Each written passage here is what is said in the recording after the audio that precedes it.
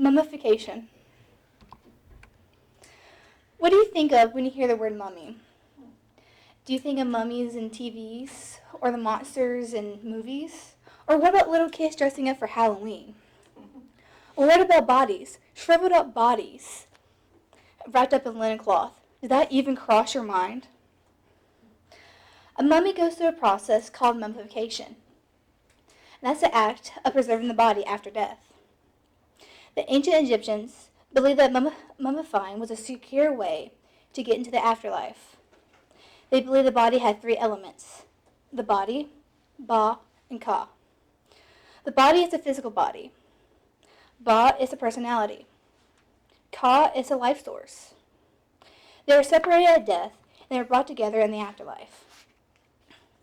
The entire process has over 10 steps. It's a very laborious, time-consuming, and expensive process. Generally, only pharaohs and high social class members got mummified because it was so expensive. First, the body is pronounced dead, or else you will be time is over with. After that, the body goes through a process called embalming. That's where the body is purified by priests, spells, and enchanting objects. Then the brain is removed by a hook through the nose. They stick a hook up the nose, swirl it around, and take it out by chunks. Very disgusting. After that, they make a cut in the left lower quadrant of the abdomen. They remove all the major organs inside the body. According to mylearning.org, they put all the major organs into canopy jars. That's a special container used to store all the organs, all except the heart. According to ancientegypt.com, the heart was left because it was the center of intelligence.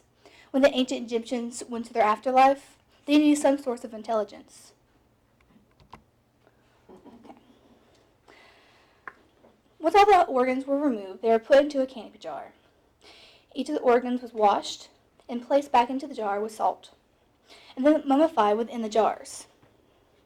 Each of the jars was positioned in the corners of the room. Each of the jars represented a god. Not like rural West Virginia where we believe in one god. The ancient Egyptians believed in several at one time. And they all protected the body. Such as Ismet protected the liver, which had a human head, and he was located in the south. Dumontiv protected the stomach, which had a head of a jackal, and he was positioned in the east. Hape protected the lungs, which had a head of a baboon, and was located in the north. Pubesov protected the intestines, which had a falcon's head, and was located in the west. After that, the body was washed with various wines and spices. The body is then covered with salt for the next 70 days. Around the 40-day period of the 70 days, they would stuff the corpse with salt and sand and give the body some shape. Because there's nothing left in the body besides just the heart. Once the body is fully covered with salt and 70 days is up, they wrap the body with bandages.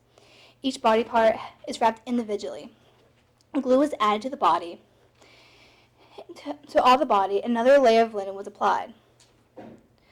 Finally, the body is placed into a sarcophagus with a picture of the person who was buried inside the sarcophagus, so they knew who they're burying. That way they'd have some sort of record who we're putting in there. A sarcophagus is made out of gold and stone, so pretty expensive material.